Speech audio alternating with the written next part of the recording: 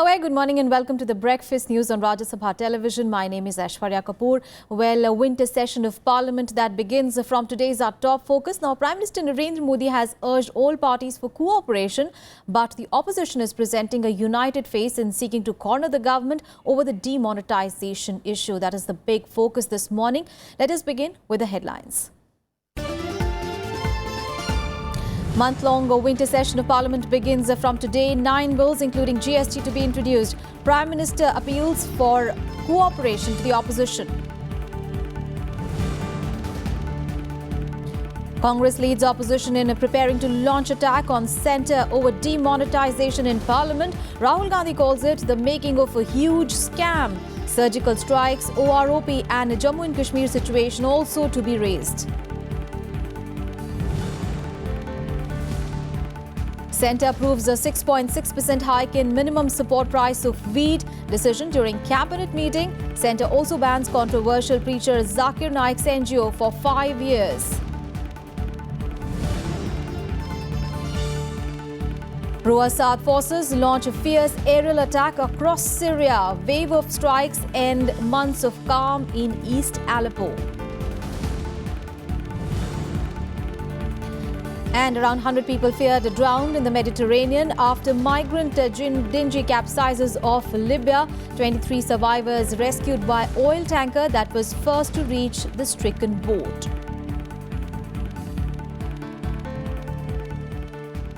Well, our top focus this morning, the month-long winter session of Parliament begins today. Well, during the session, now 9 new bills, including GST and surrogacy regulation, will be introduced in Parliament. Well, the session is expected to be stormy, with opposition parties gearing up to corner the government on several issues, including demonetization of high-value notes. Now, recent government decision to demonetize 500 and 1,000 rupee notes has evoked a sharp reaction from the opposition, including the Congress, Left, TMC, AAP and JDU. Now, they are ready to pin down the government on the issue. Various parties have separately given adjournment notices in the Lok Sabha. They've also given notice for the suspension of proceedings in Rajya Sabha to discuss the issue and highlight the plight of the common man. Apart from that, surgical strikes across the line of control at terror launch pads, situation in Jammu and Kashmir and OROP for ex-servicemen are some of the other issues which will hog the limelight during the winter session. The government has already made it clear that it will not shy away from discussing any issue. Meanwhile, the Prime Minister has sought the opposition's cooperation for the smooth functioning of Parliament. While at the all-party meeting called on Tuesday, he appealed for support in his fight against black money. The opposition, however, said that the decision on demonetization was hastily done without any preparation. Prime Minister's appeal to opposition parties to support the centre's war against black money, corruption and terror funding. His appeal came at the all-party meeting he chaired at the Parliament House on the eve of the winter session. माननीय प्रधानमंत्री जी ने सभी पार्टियों से निवेदन किया है शीतकालीन सत्र का बहस के लिए, चर्चा के लिए पूरा उपयोग करें और राष्ट्र हित के और जन कल्याण के हित में जो मुद्दे हैं वो सारी मुद्दे उठाए और उसमें चर्चा करें. The Prime Minister also asked political parties to think of bringing transparency in political funding and also make consensus on holding simultaneous elections for Lok Sabha and state assemblies. The opposition, while backing the move of demonetization, said it was hasty and ill-prepared to deal with the fallout. The Congress also alleging that the decision to invalidate the 1,500 currency notes was leaked in advance to some people, including BJP leaders. शायद वो भारत का सबसे बड़ा scam यही निकलेगा और इसकी inquiry होनी चाहिए. कैसी इंक्वायरी होगी, कौन करेगा, उसके जब चर्चा होगी पार्लियामेंट के अंदर उस वक्त उसमें हम लोग बताएंगे. ये सिलेक्टिव लीकेज हो गई. कई जगह से रिपोर्ट आ रही है कि 8 तारीख से पहले ही 2000 के नोट उन्होंने निकाल लिए. The centre rejecting the allegation as baseless and saying full secrecy was maintained before the announcement. Defending the decision, the Prime Minister said black money and fake currency were behind cross-border terrorism, and that's the reason why all parties should come together on this issue of national interest. Bureau Report, Rajya Sabha TV. Well, the opposition is gearing up to put up a united fight against the government in the winter session. Now, they will be meeting today again to chalk out their strategy on a demonetization on the floor of the House. On Tuesday, a majority of the opposition parties led by the Congress met in the national capital to formulate a joint strategy to corner the government. Now, the government on its part is prepared to defend the move, insisting that it is essential to curb black money. A united opposition has upped the ante against the government over its demonetization move. Leaders of as many as 10 opposition parties met in the national capital just a day ahead of the winter session to chalk out a plan to take on the government inside parliament. राय यही है कि कल इस सवाल को उठाएंगे कि जिस तरीके से ये पूरा सिलसिला लागू करने के लिए जो तय किया गया, उससे कई सारे करोड़ों लोगों को अपनी रोजमर्रा जिंदगी में दिक्कत पहुंच रही। और सरकार खुद कहती है कि ऑल्टरनेट अरेंजमेंट्स का उन्होंने पूरा इंतजाम नहीं किया। अगर ऑल्टरनेट अरेंजमेंट्स का नहीं किया तो लोगों को इस तरीके से मतलब दिक्कतों में उलझन में क्यों डाल रहे हो? जो भी आज बात हुई है वो इतना ही है कि सारे लोगों को यूनाइटेडली एक साथ एक्ट करना, पार्लियामेंट हो चाहे बाहर हो, कल फिर बैठेंगे। We are of the view that the issue must be raised in both the houses very strongly so that government understands the ground situation. The parties reached a consensus on not to rush to the president on the issue, as suggested by TMC chief Mamata Banerjee. There was a unanimous decision by everybody that to have march tomorrow is too early as an opposition party. We must have march maybe in due course of time, but not the first very day. First very day we need not to have. First we should have a discussion inside the house, inside both the houses of the parliament, and maybe if need be, then we will go to Rashtrapati. The West Bengal Chief Minister, however, is adamant on meeting the president on the issue, irrespective of whether other parties join her or not. Tomorrow, whoever is willing to go with us, I have my 44 MPs also. The government, however, has decided to dig in its heels and defend the exercise, arguing that it is essential to tackle the menace of black money. The opposition which is trying to criticize it, I think is doing this more out of an attempt to sabotage this exercise because they have more to hide than to show. But with battle lines clearly drawn between the government and a united opposition, legislative business in both houses during the winter session may be affected.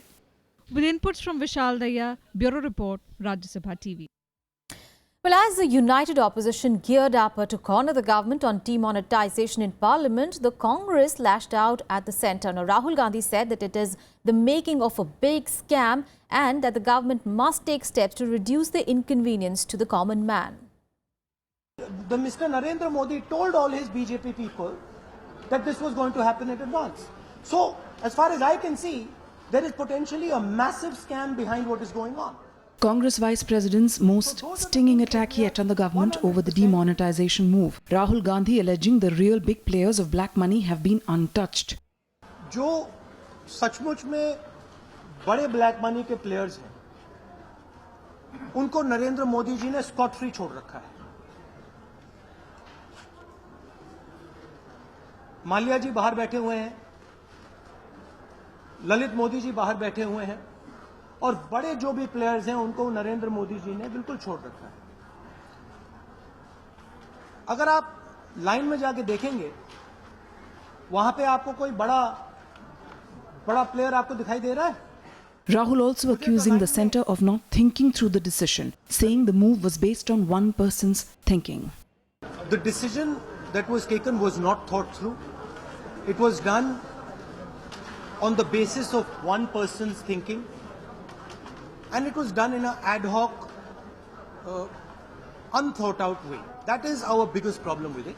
While supporting the fight against corruption, Rahul Gandhi said the centre must address the issue of smooth transition to the new currency quickly and that this cannot be allowed to go on for a long time. The Congress party, all of us, are very much for taking on corruption and black money. The question is, why should millions of people, millions of poor people, be inconvenienced in this manner? Earlier, the Congress party also alleged that the demonetization scheme was unveiled to write off NPAs of public banks. अब जो NPAs हैं वो लगभग 6 लाख करोड़ हैं। तो ये चाहते क्या हैं कि ये जनता से पैसा लेकर उन उद्योगपतियों की NPA खत्म कर दे जिन्होंने देश के साथ गद्दारी की। The party also argued that the move will have an adverse effect on the GDP due to what it called was a freezing of 86% of banknotes in value terms. Bureau Report, Rajya Sabha TV.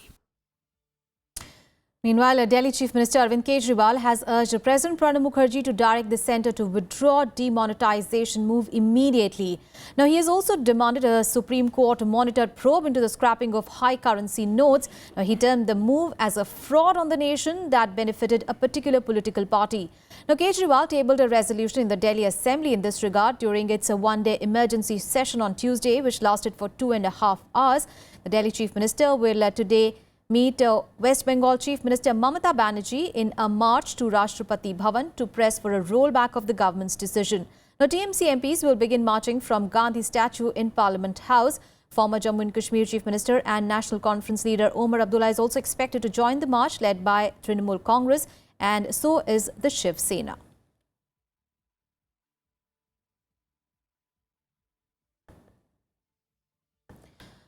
And well, the Supreme Court has refused to stay the demonetization of 500 and 1,000 rupee currency notes. However, observing that people should not suffer, the apex court has asked the centre to file an affidavit giving details of the steps being taken to ease inconvenience faced by citizens.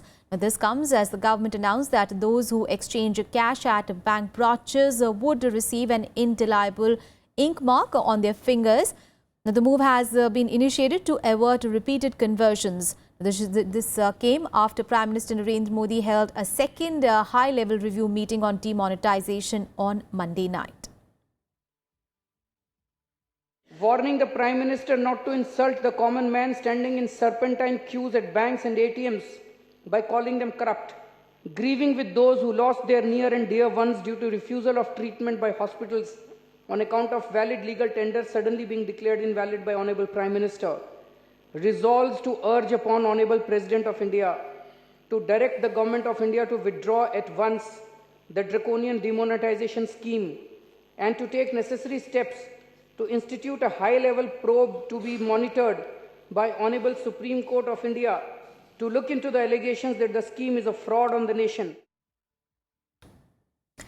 And our correspondent Akhilesh Suman is with us to bring us the ground realities over demonetization. He is joining us from Ajmer in Rajasthan. Now, Akhilesh, banks are overflowing for many days in a row with the customers waiting to get the new currency. Now, the government has tweaked the limit on withdrawals and exchanges.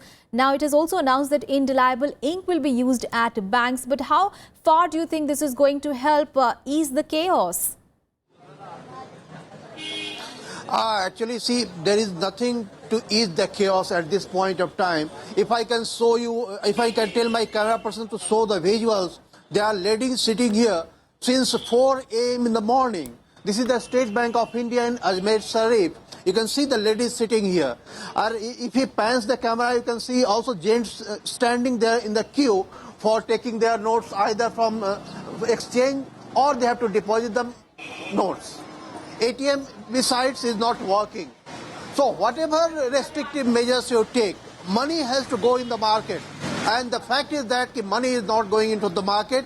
People have just limited access to the banks. They are standing in the banks since morning and it is getting over by 4 p.m. or something like that. Yes. Sometimes ATMs are not working. Most of the ATMs here is not working.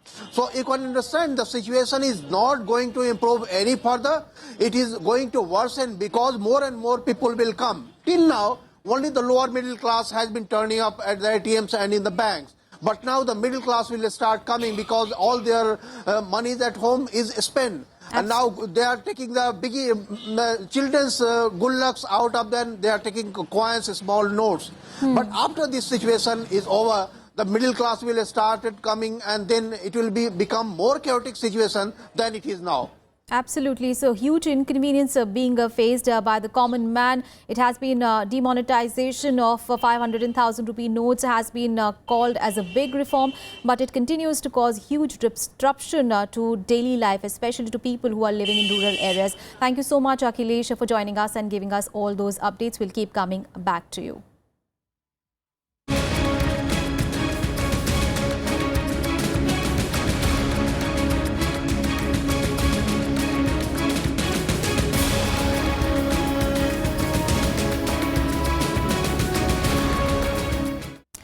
And in this point in time, we'll take a very short break. Up next, we have more news lined up. Stay with us.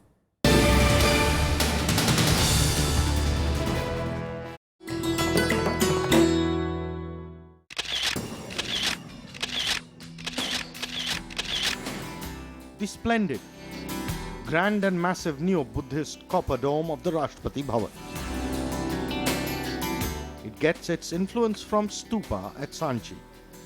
The dome is more than twice the height of the rest of the building. The reinforced concrete shell of the outer dome began to be formed during the beginning of 1929. The last stone of the dome was laid on April 6, 1929.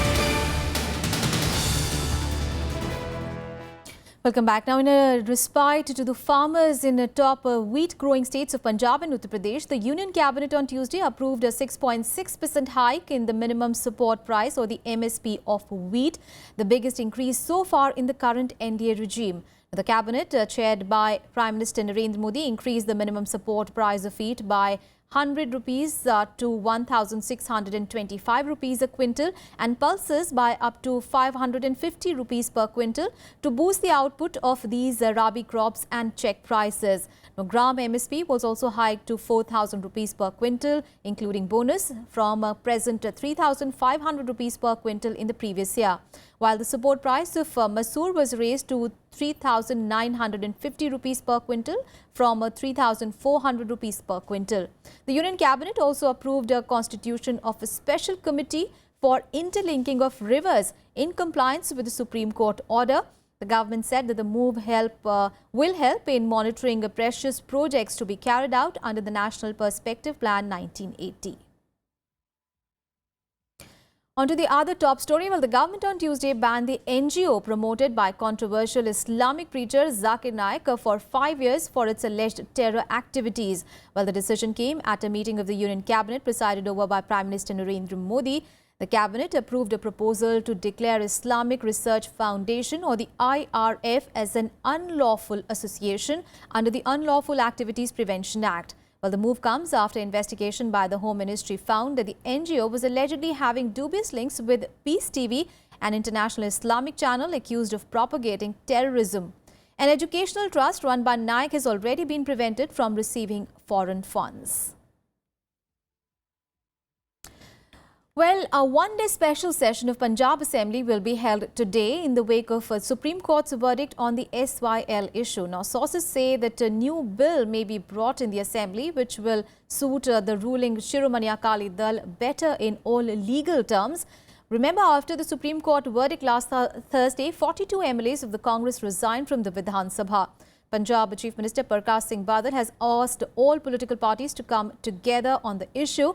However, Badal's deputy and his son Sukhbir Singh Badal has said that the Congress has run away from the issue.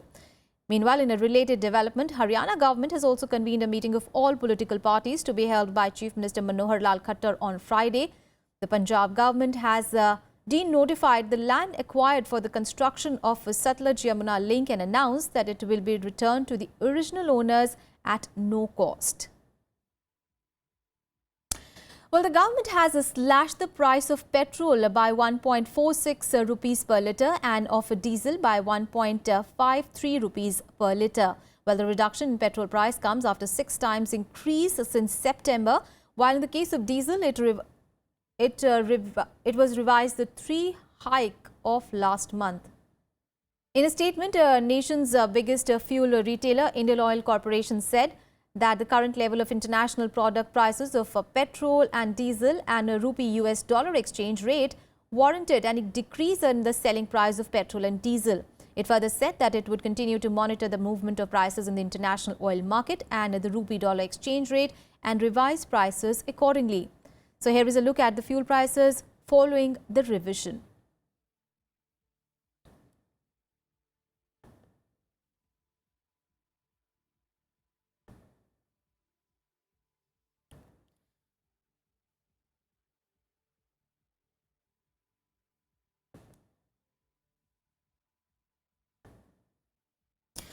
News from the national capital now. Well, in a view of a loss of income to daily wage labourers, now Delhi Lieutenant Governor Najib Jung on Tuesday lifted the ban on construction activities in Delhi, which was imposed earlier this month to tackle severe air pollution levels. Well, the decision to lift a ban on construction was taken at a meeting chaired by Najib Jung to review the condition of air pollution in Delhi. Now, this was a follow-up meeting of the one that was held in November, in which several strong measures were taken to check pollution in Delhi. Now, Jung instructed a strict observation on the ban of firecrackers during the marriage season. He also said that the ban on diesel generating sets, including in marriages, shall continue. The Lieutenant Governor further added that trucks coming from other states will not be allowed to enter the city before midnight till 31st of January next year. And now on to our top international focus. Well, rescue teams said that around 100 people were missing and are feared drowned in the Mediterranean after a migrant boat capsized off Libya. A German NGO whose boat was at the scene said that 23 survivors had been rescued by an oil tanker which was first to reach the stricken boat. The survivors and 4 recovered corpses were transferred from the tanker to a boat operated by another charity group. The latest tragedy in the Mediterranean came a day after another incident in which it is feared that dozens may have drowned after the sinking of another dinghy, of which only 15 people survived.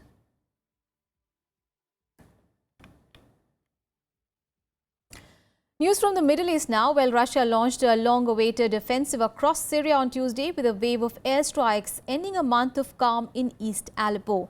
Well, the offensive began hours after Russian President Vladimir Putin and US President-elect Donald Trump discussed Syria over the phone and agreed on the need to fight against international terrorism and extremism. The Britain-based Syrian Observatory for Human Rights reported that at least 3 people were killed in the airstrikes. The operation involved aircraft carrier Admiral Kuznetsov, which had made a much-publicized trip to Syria's shores last month. The bombardment appeared to mark the end of a pause in airstrikes on targets inside the city declared by Syrian government and Russia on 18th of October. Aleppo, remember, has become the fiercest front in Syria's 5.5 years war, pitting Syrian President Bashar al-Assad's forces, supported by Russia, against Sunni rebels backed by Turkey, the United States and Gulf monarchies. Массированного огневого поражения по позициям ИГИЛ, Джабхат ан-Нусра в провинции Идлиб и Хомс. Кроме этого, береговые ракетные комплексы «Бастион» совершили также пуски по...